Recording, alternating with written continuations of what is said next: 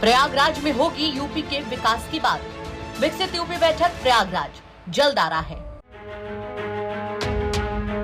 JPNIC वो इमारत जिस पर रह रहकर बवाल होता रहा, सवाल होता रहा, सत्ता पक्ष और सपा में टकराव होता रहा, वो इमारत फिर से चर्चा में है। और अब इस इमारत को लेकर योगी सरकार के एक फैसले ने मानो सपा में उबाल ला दिया है।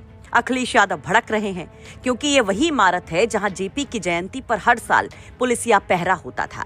ये वही इमारत है जहां पुलिस के पहरे के बीच परमिशन न मिलने पर माल्यार्पण के लिए अखिलेश यादव दीवार फांद कर पहुंच गए थे और तस्वीरें खूब वायरल हुई थी। उसके बाद अगले साल अखिलेश यादव के जेपीएनआईसी में जाने की संभावना को देखते हुए टीन लगाकर गेट को सील कर दिया गया था, लेकिन तब भी बवाल हुआ था। जबरन पुलिस को चकमा देकर घुस गए थे सपाई।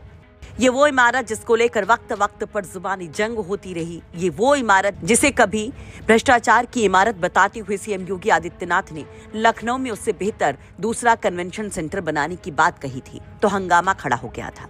इसे समाजवादी पार्टी के ड्रीम प्रोजेक्ट्स में गिना जाता था। उसी इमारत को लेकर सीएम योगी ने अब ले लिया है बड़ा फैसला। जेपीएनआईसी के भविष्य के लिए बड़ा फैसला, जिसने अखिलेश यादव को लाल कर दिया। दरअसल समाजवादी पार्टी सरकार के कार्यकाल के दौरान बनाए गए जयप्रकाश नारायण इंटरनेशनल सेंटर यानी जेपीएनआईसी को अब प्राइवेट कंपनी चलाएगी। लंबे समय से चल रही कवायद के बाद यूपी कैबिनेट ने जेपीएनआईसी को 30 साल की लीज पर देने के लखनऊ विकास प्राधिकरण के प्रस्ताव को अपनी मंजूरी दे दी है। कैबिनेट के फैसले के मुताबिक जयप्रकाश नारायण इंटरनेशनल सेंटर को Rockwood Hotels and Resorts Private Limited और वृंदावन बॉटलर्स को 30 साल की लीज पर दिया जाएगा। कैबिनेट से अप्रूवल मिलने के बाद अब इस अंतर्राष्ट्रीय केंद्र के निजीकरण और संचालन का रास्ता पूरी तरह से साफ हो गया है और इस लीज समझौते के एवज में दोनों कंपनियों को एलडीए को 831 करोड़ का भुगतान करना होगा। दावा किया जा रहा है कि जेपीएनआईसी परिसर को निजी कंपनियों के जरिए अपग्रेड, संचालित और मैनेज किया जाएगा। इससे लखनऊ निवासियों को एक एडवांस और अंतर्राष्ट्रीय स्तर की सुविधाएं जल्द मुहैया हो सकेंगी। वहीं सरकार के इस दावे पर और फैसले पर भड़क उठी है समाजवादी पार्टी। एक तरफ जेपीएनआईसी को लेकर सोशल मीडिया पर कमेंट्स की बाढ़ सी आ जाती है।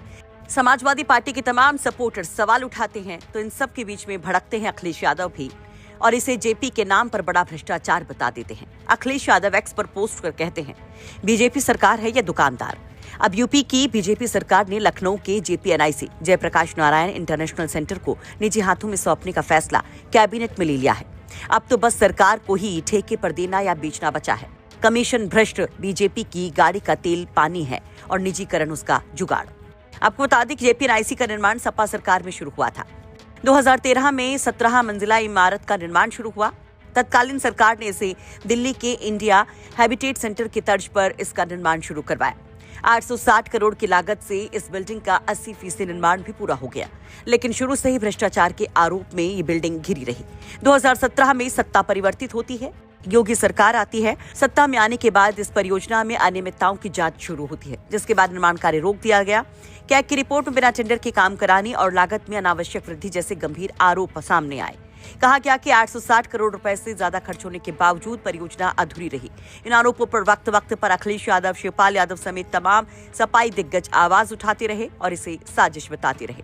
फिलहाल जो कैबिनेट का नया फैसला है उसके मुताबिक रिक्वेस्ट फॉर प्रपोजल यानी आरईएफ और लीज या रेवेन्यू शेयरिंग मॉडल के माध्यम से निजी एजेंसियों को इसमें शामिल किया जाएगा। इससे न केवल परियोजना के बचे हुए काम को पूरा किया जाएगा, बल्कि इसका रखरखाव और संचालन भी बिना अतिरिक्त सरकारी खर्च के सुनिश्चित होगा। लेकिन कुल मिलाकर एक बार फिर से इस बिल्डिंग को लेकर बहुत ज्यादा पॉलिटिक्स एक बार फिर से गरमाना लाजमी है। लखनऊ से आशीष श्रीवास्तव की रिपोर्ट, यूपी तक।